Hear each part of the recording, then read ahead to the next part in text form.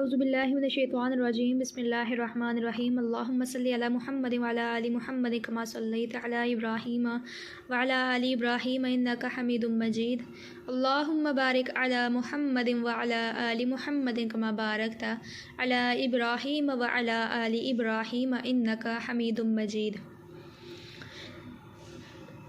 ہم میں سے بہت سے لوگ گناہ کرتے ہیں، کچھ لوگ جانے میں کرتے ہیں، کچھ انجانے میں کرتے ہیں، یعنی ہم سے گناہ ہوتے ہی رہتے ہیں۔ روزانہ کی بنیاد پر ہم سے بہت سے گناہ سرزد ہوتے ہیں، کچھ گناہ صغیرہ ہوتے ہیں اور کچھ گناہ کبیرہ ہوتے ہیں۔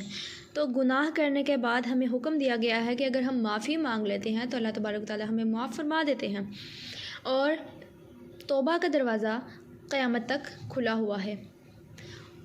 تو نبی پاک صلی اللہ علیہ وآلہ وسلم نے ہمیں یہ دعا سکھائی ہے کہ جس کو پڑھنے کے بعد، یعنی اگر ہم توبہ کرنا چاہتے ہیں تو ہمیں وہ پڑھنی چاہیے، تو اللہ تعالیٰ اس کو توبہ کو قبول فرماتے ہیں۔